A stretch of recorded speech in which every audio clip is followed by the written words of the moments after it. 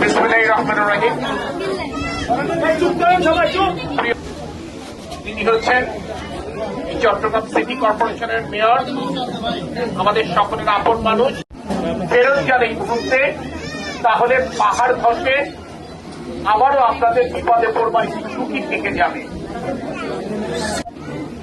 এখানে থাকাকালীন যদি কারোর চিকিৎসার কোনো ব্যাপার থাকে, বাচ্চাটা ততদিন এখানে থাকবেন, ততদিন তারেক রহমানের পক্ষে আমাদের মেয়র থাকেন কিংবা কেউ যদি অসুখ হন, তাহলে তারও চিকিৎসার বন্দোবস্ত যতদিন এখানে থাকবেন আপনারা তার ব্যবস্থা ইনশাল্লাহ ওনারা করছেন এবং আগামীতেও করবেন।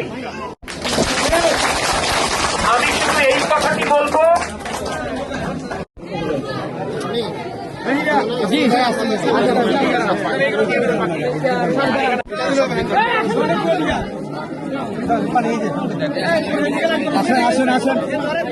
নিরাপদ দূরত্ব সরাই নিয়ে আসি।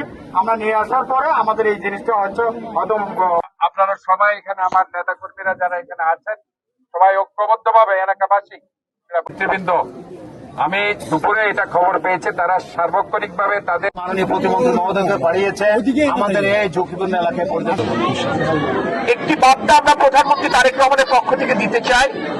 প্রতি বছর এই পাহাড় ধসে যখন জীবনহানি ঘটে, এটি আমাদের জন্য অত্যন্ত কষ্টের কারণ হয়ে দাঁড়ায়, কিন্তু এর থেকে আমরা খুব বেশি শিক্ষা গ্রহণ করতে পারি না বলে প্রতি বছর এই ধরনের দুর্ঘটনা ঘটে। মাননীয় প্রধানমন্ত্রী তারেক রহমান বলেছেন আমাদেরকে এই পাহাড়ের পাদদেশে যারা বাস করে তাদেরকে বুঝিয়ে তাদেরকে অন্য জায়গায় স্থানান্তর করতে হবে। সরকার তাদেরকে বিকল্প জায়গায় স্থায়ী পুনর্বাসনের বন্দোবস্ত করে ইনশাআল্লাহ। আপনার জমিতে ঘর করে দেওয়ার দায়িত্ব তারেক রহমান নিয়েছেন, এটি আমাদের সকলের দায়িত্ব তাদেরকে বুঝিয়ে এই ঝুঁকিপূর্ণ আবাসস্থল থেকে তাদেরকে সরিয়ে দেওয়া।